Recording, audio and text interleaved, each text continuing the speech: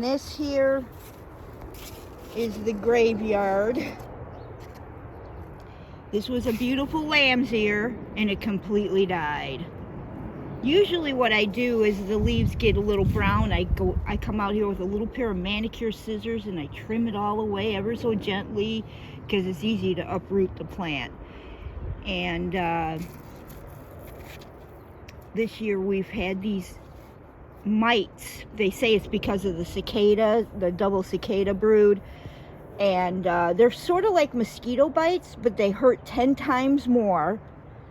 And they don't show up for 24 hours. So I spent an hour or two the other day in the garden, went in the house, took a shower, went to bed, and then I wake up at 3 in the morning with welts all over my body, itching like crazy.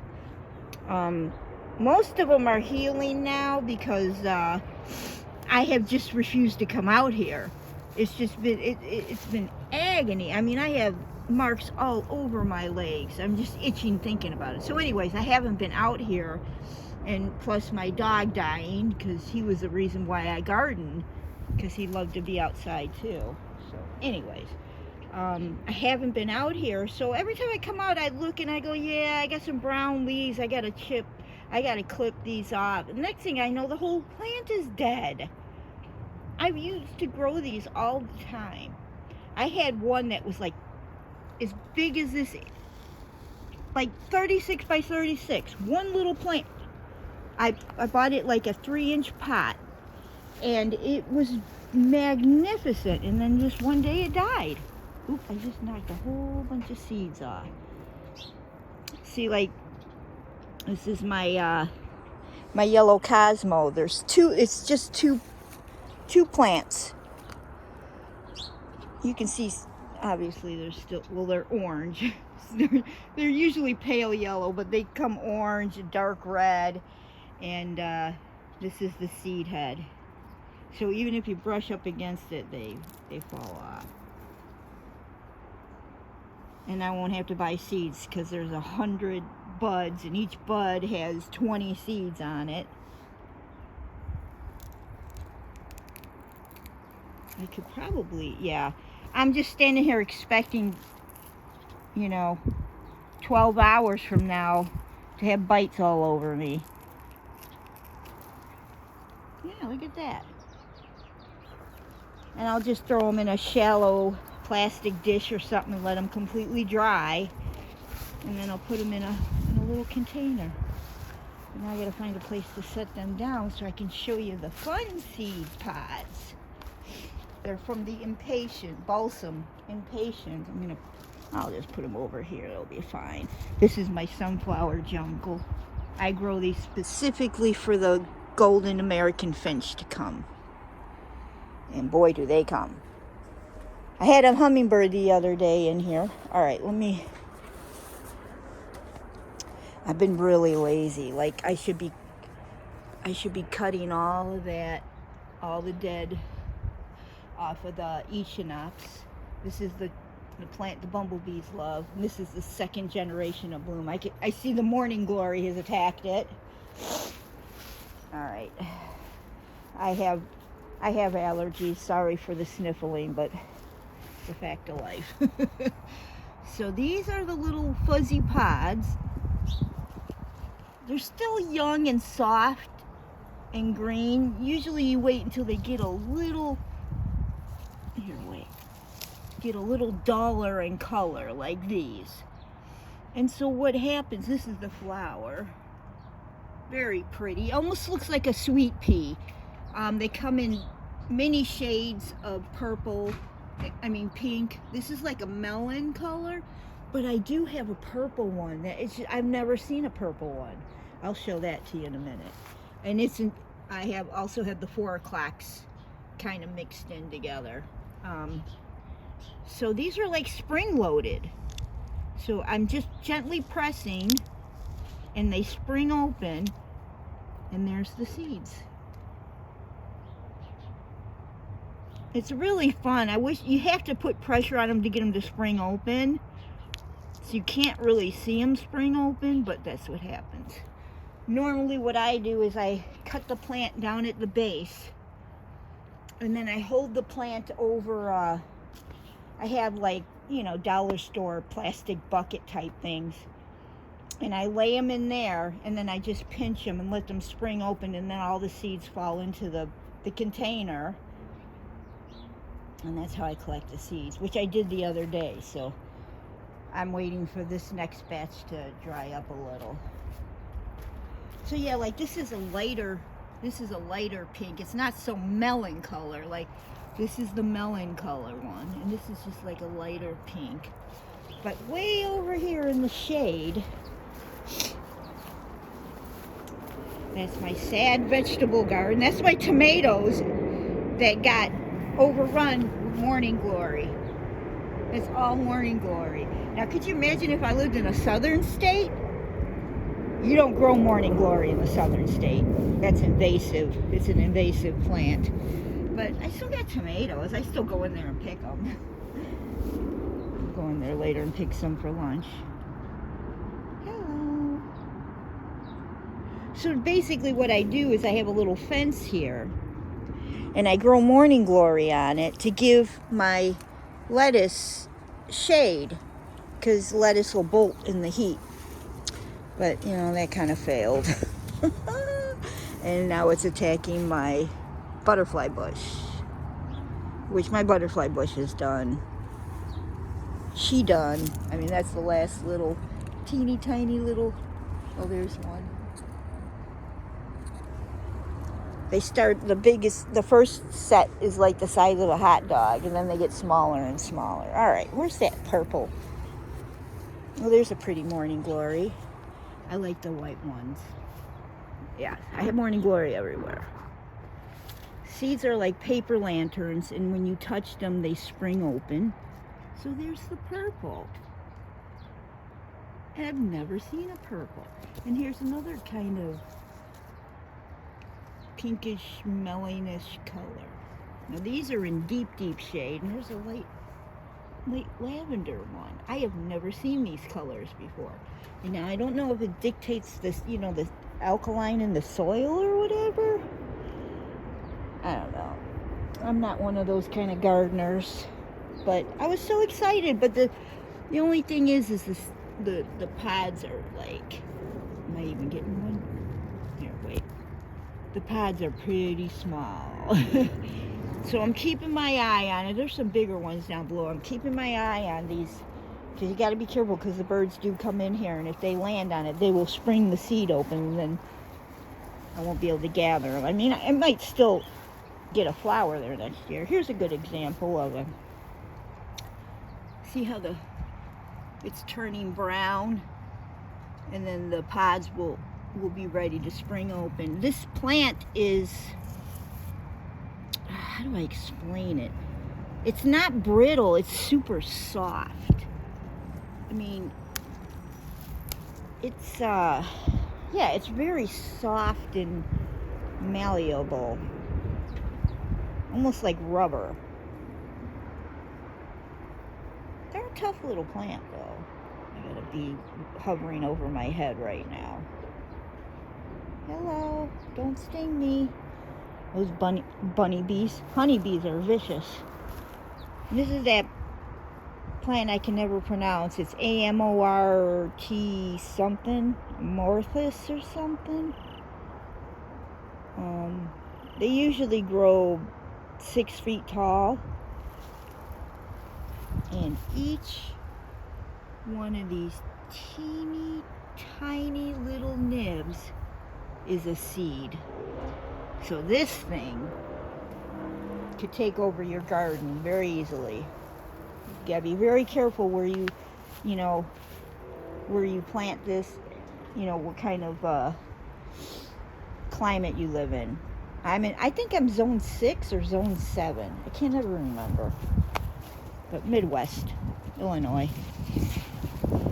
Yep, my little lemon sunflower. Ooh, big bumblebee. But yeah, I've really neglected. Like, this is chives, and if you know anything about chives, you don't let these go to seed, because again, they'll be everywhere. The reason why I grow chives is because the beneficial insects like them. I always see like the black wasp and other little wasp type. They really like this the herb flowers. So yeah, those need to be cut down. My poblanos are doing good. Look at that. Isn't that nice? I was over here yesterday picking the cherry peppers, which are these. I pick them when they're red. And I pickle them for my husband. I don't like them. And I accidentally stepped on the poblano plant and I knocked it over a bit. It's okay, they're hanging on to each other, but I knocked a couple of the pepper plants off because they're a real brittle. Look at that. Isn't that nice? I love poblanos. We make I make Rick Bayless has a recipe for corn chowder, and it's very simple, but using fresh roasted poblanos is the key. It's the key to the flavor, and wow, what a flavor. Oh, here's a little, that's real pale. Look how pale pink that is. And that's the balsam impatiens. Some birdie dropped a seed in my garden like 5-6 years ago. And I had no idea what the plant was, and I watched it, and I believe this was, I don't know if I had Google search on my phone yet, because I always have older phones because I can't afford a brand new phone. So I might not have had the capacity for Google search at the time. So I searched and I searched and I searched, and I could not identify this plant. And one day I was walking my dog through the neighborhood, and one of my neighbors, I don't know her, but she was out tending to her flowers. I noticed she had that flower. She had a whole bunch of them. And I said, do you grow those? And she said, yes. And I go, what are they called? And she's like, they're called balsam impatiens. I'm like, oh, I got one in my garden one year, and now I grow them. She goes, yeah, they probably came from me. I'm like, wow, that's so cool. So, and when I discovered how the seeds burst open, I was so excited. And man, my garden used to be very formal. It used to be like, this would be this would be the bachelor's button patch. And I'd have a whole drift of purple and blue and occasional pink bachelor's buttons. And then over here was my columbine, because it's nice and shady, and that's what columbine. I actually have a couple of, I noticed, see, going over here is where you get bit by those damn mites. I got some baby columbines. Their leaves are very distinct. But yeah, this was the columbine patch. And over here was just usually sunflowers. And I would always grow sunflowers like in the center, where I have that barrel table thing. That's used to be the sunflower patch. But yeah, I think now that my dog is gone, it just kind of lost the enthusiasm. So maybe next year I'll get out here and do some serious work.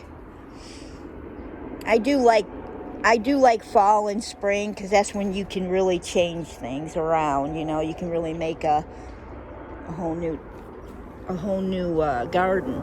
This here is a plant I hate. You normally see it in white. It's called spiderwort or widow's tears. I can't pronounce the proper name. The purple one stays small, so it won't get much bigger. Here, it's not a huge plant, but over here, well, it's pretty much done. As soon as it's done flowering, I chop it down. It doubles in size in a year. And I've had it for about 4 years. It's humongous. And the flower and the stems flap over. It's just a mess, and I hate them. I don't know where this purple one came from, but I'm going to let it grow. I have pavers here. This is my little in between the two spots. I have pavers. Believe it or not, there's pavers. And it's growing through some pavers. And, sorry. I put in a lemon thyme over here. It's a little shady, but I thought maybe that would slow its growth and it wouldn't get gigantic like my other one. I love lemon thyme. I cooked some chicken the other day and I came and got some. But yeah, my garden is quite a mess. All the coneflower heads need to be chopped down. Although they say that if you leave them, the finches will come and eat the seeds. But it just looks so, ugh. Yeah, it's a hot mess. And I don't think I got one bee in my bee house. Oh, no, wait. I take that back. Can you see that? There's two plugs. They look like cork. There's 2 plugs there. And there's one right here. I got a couple. I usually don't do so well. I don't know. Maybe I'm not putting it in the right place. I think I remember they said something about facing it east. Facing the box east or something. There's a bee getting a drink of water. Get a drink. That bowl needs to be cleaned. They like to come and get water out of here because usually I fill it to the edge and then they don't have to worry about drowning. But I haven't. I do clean my bird feeders, bird bowls, water bowls. I'm really good about that. But these mites, man, just me walking around here now, I probably got 10 bites on me. Well, it's a beautiful Sunday morning, and I made breakfast, which I do every freaking day. Look at that. I'm gonna get my bike out, and I'm gonna go for a bike ride. I don't know where I'm gonna go. I'm gonna go for a bike ride. Well, my husband works on my car. I had a broken hose, but because I drive one of those Ford Transits, it's like 2014 or something, you have to pretty much take everything out of it to get to it. I mean, it's just a simple hose. Replacing a hose on a car is, 20-minute job. But when you have to remove the steering, power steering, and this and that, he was telling me, I'm like, oh my God. So, best just to stay out of his way. So yeah, that's what I'm gonna do. I'm gonna need a cup of tea in me first, though.